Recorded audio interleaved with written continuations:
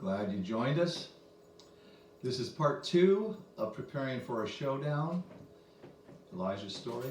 Be sure to catch part 1 first. We're going to read of Elijah's experience after he met with the king, King Ahab, and I'd like to apply it to truths about God today. You hear a little barking in the background, that's our dog Jake. So let's read the story up to verse 10. 1 Kings chapter 17, and starting with verse 2.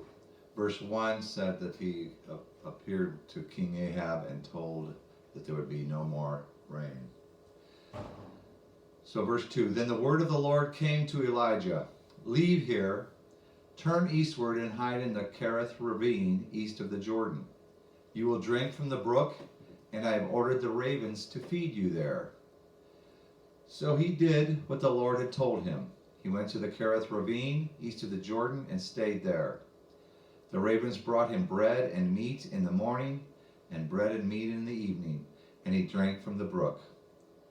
Some time later the brook dried up because there had been no rain in the land. Then the word of the Lord came to him. Go at once to Zarephath of Sidon and stay there. I have commanded a widow in that place to supply you with food.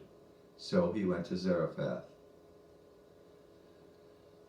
Paraphrasing Hebrews 13 verse 8, God is the same yesterday and today and forever.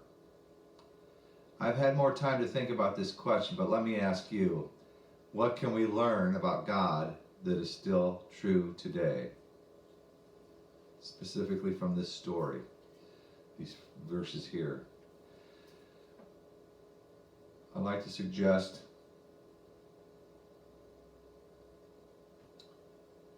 God provides. We can depend on Him. God's direction includes provision. May not be what we would expect or want. I'm sure Elijah would have preferred his own personal chef. What he got was what the ravens brought him. Don't be deceived by that word bread. The birds were not making up loaves of bread and taking them to him. The Hebrew word for bread, lehem, means food in general. In this case, it could possibly include berries, fruit, nuts, and eggs, which isn't too bad. But a raven will eat just about anything, rodents and carrion. Hate to think what the meat was. Remember I said going into hiding was a humbling experience. This too would be humbling. Something to think about when God's provisions isn't what we're used to. So have you ever experienced an unexpected provision?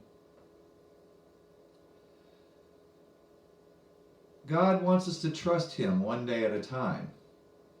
I think we can learn from this.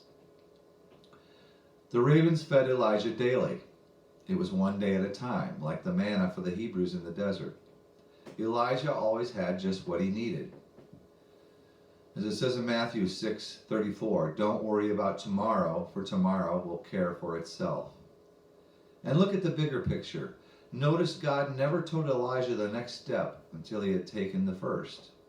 And even after he had gone to the brook, God didn't direct him further until the brook dried up.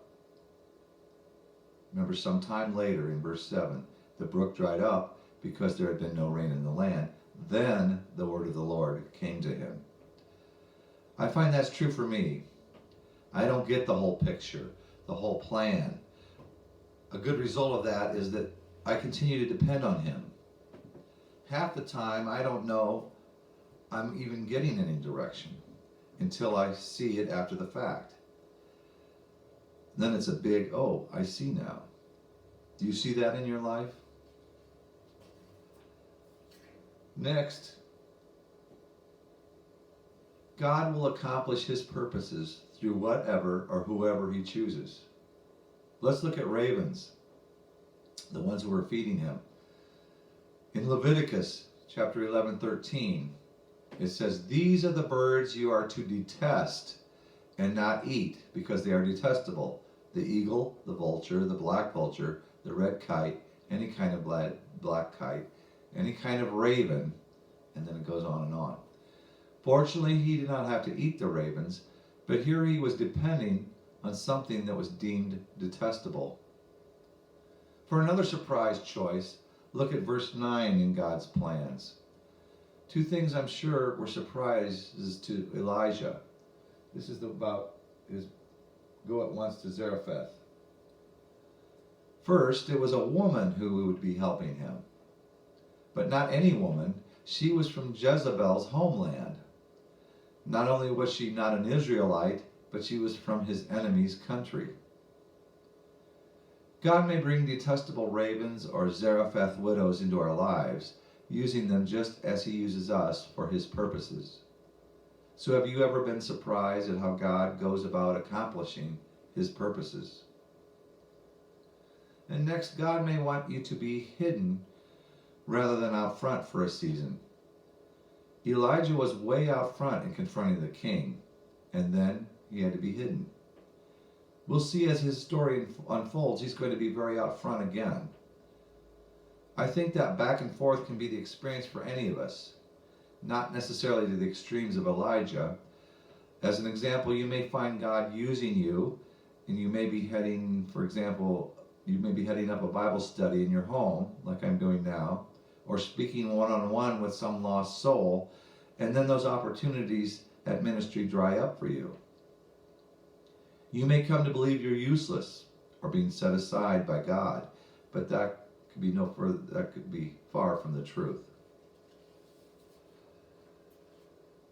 God, in his wisdom, may have other reasons. What if it's for your protection, as it was for Elijah?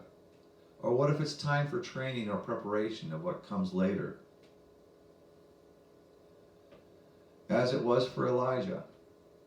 Or what if he has plans for you for a period that are not as visible, like a time of prayer?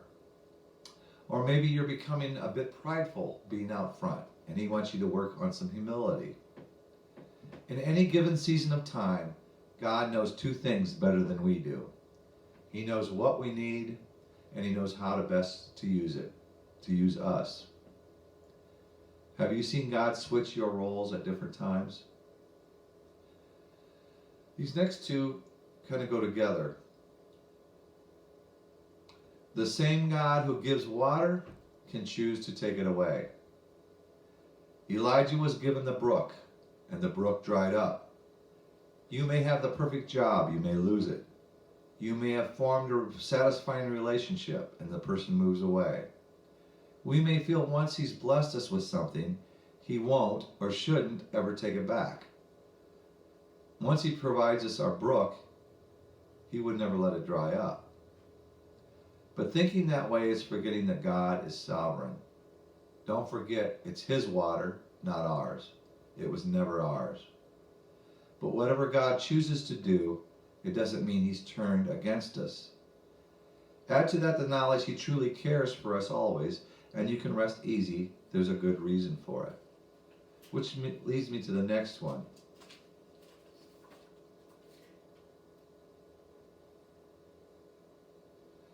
A drying brook can be a sign of God's pleasure, not his disappointment. When God takes something away, it might be tempting to first assume God's disappointed with us, or we've done something that requires discipline or punishment. But look at Elijah's case. He did nothing to bring about God's discipline or punishment. He just needed a period of protection and preparation and training. He remained devoted and obedient to God. God was surely pleased with his devotion and obedience. And God knows the big picture, including what part Elijah should play, and how ready Elijah was for that part. God's plan didn't amount to Elijah staying by the brook forever. God had work for him to do, and it was time to move on.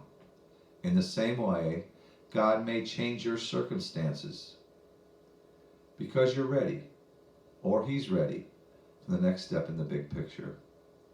Does that ring true for you? Let me put these truths about God on the screen here together that I just went through.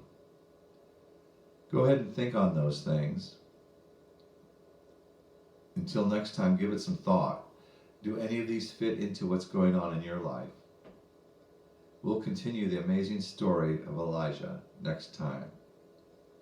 In the meantime, may the Lord be with you and bless you. Take care.